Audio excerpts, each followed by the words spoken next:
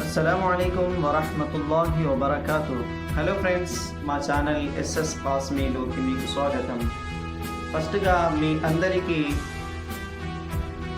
మరియు భారతీయులందరికీ 78వ స్వాతంత్ర్య దినోత్సవ శుభాకాంక్షలు. ఫ్రెండ్స్, మీ అందరికీ తెలిసిందే, ఈరోజు మనందరికీ స్వాతంత్రం వచ్చిన రోజు. దాదాపుగా 78 సంవత్సరాల క్రితం ఇదే రోజున 15వ ఆగస్టు రోజు మన దేశానికి స్వాతంత్రం వచ్చింది మరియు బ్రిటిష్ సామ్రాజ్యం అంతమైంది. మన పెద్దలు, మన పూర్వకులు మన దేశానికి స్వాతంత్రం కలిగించారు. అయితే స్వాతంత్రం అనగానేమి, దాదాపు 17వ అలాగే 18వ శతాబ్దంలో బ్రిటిష్ వారు మన దేశానికి వ్యాపారం పేరు పైన వచ్చారు.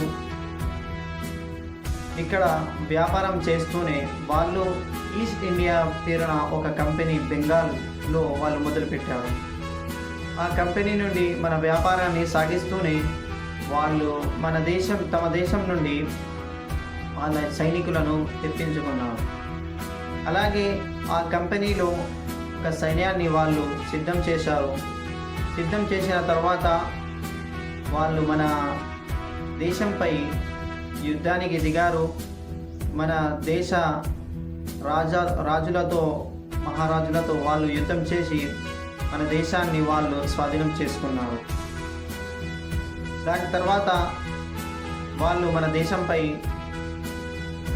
రాజ్యం చేయడం మొదలుపెట్టారు. వాళ్ళ రాజ్యంలో మన భారతీయులకు చాలా ఇబ్బందులు వచ్చాయి. వాళ్ళు మనకు మనుషుల్లా కూడా చూడేవారు కాదు. బానిసల్లాగా మన జీవితాలు ఇక్కడ సాగేవి.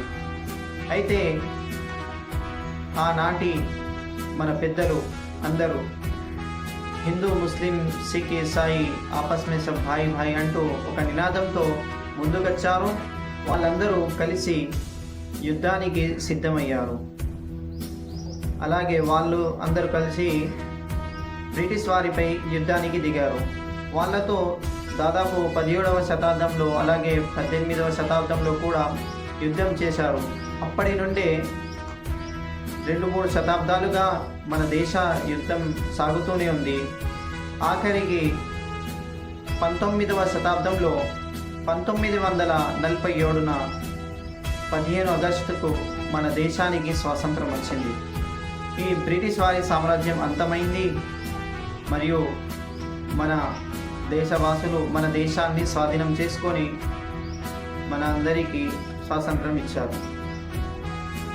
అయితే ఈ దేశం కోసం మన పెద్దలందరూ, వాళ్ళు హిందువులైనా, ముస్లిములైనా, సిక్కులైనా, ఈసాయి అయినా ఎవరైనా అందరూ కలిసి ఈ దేశం కోసం ప్రాణాలు త్యాగం చేశారు, మన ప్రాణాలని ఇచ్చేశారు. అయితే ఈ దేశం మన అందరిది. ఈ దేశంలో మతాలపై, కులాలపై రాజకీయం చేయరాదు. ఈరోజు కొంతమంది కులాలపై, మతాలపై రాజకీయాలు చేస్తూ కులాలను కించపరుస్తున్నారు, మతాలను కించపరుస్తున్నారు. ఇది చాలా పెద్ద పొరపాటు. అయితే ఫ్రెండ్స్, మన పూర్వకులందరూ కలిసి దేశం కోసం ప్రాణాలు త్యాగం చేశారు. అయితే ఈ దేశం మన అందరిది. ఈరోజు కొంతమంది ముస్లిం సైనికుల పేర్లు, అలాగే ముస్లిం ఫ్రీడమ్ ఫైటర్స్ పేరు హిస్టరీ నుండి తొలగించే పని చేస్తున్నారు. వాళ్ళ పేరులను హిస్టరీ నుండి తొలగించేస్తున్నారు. అయితే మీకు తెలియాల్సింది ఏమిటంటే, ఈ దేశం కోసం ముస్లిం మత పెద్దలు లక్షలాది మంది మన ప్రాణాలని త్యాగం చేశారు. అందులోనే భాగంగా హజరత్ మౌలానా సయ్యద్ హుస్సేన్ అహ్మద్ మదనీ, మౌలానా మహమూదుల్ హసన్ దేవబంది, మౌలానా ఉబేదుల్లా సింధీ, हाफिज जामिन शहीद, हाफिज अब्दुल्ला नानोजवी, मौलाना रशीद अहमद गंगोही, नवाब शिहाबुद्दीन दौला, टीपू सुल्तान शहीद रहमतुल्लाह अलैह, మౌలానా అబుల్ కలాం ఆజాద్, మౌలానా ఇమ్దాదుల్లా మక్కీ మొహాజిరి, అష్ఫాకుల్లా ఖాన్, బేగం హజరత్ మహల్, అలాగే జాఫర్ ఖాన్సేని తల్లిదండ్రులు పెద్దలందరూ పాల్గొన్నారు. వాళ్ళు మన దేశం కోసం ప్రాణాలను త్యాగం చేశారు. కావున ఎవరికి ఈ హక్కు లేదు, ఈ దేశం మాది, ఈ దేశం ఆ కులం వారిది, ఈ దేశం ఈ మతం వారిది, అలా ఏమీ లేదు. ఈ దేశం అందరిది. ఇక్కడ అన్ని కులాలు మతాలు స్వేచ్ఛగా ఉండవచ్చు, తమ తమ మతాలపై హాయిగా అమలు చేసుకోవచ్చు.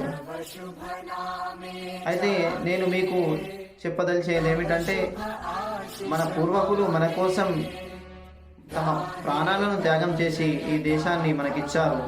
అయితే మనం దీనిని ఇలాగే ప్రేమగా శాంతిగా ముందుకు తీసుకువెళ్ళాలి.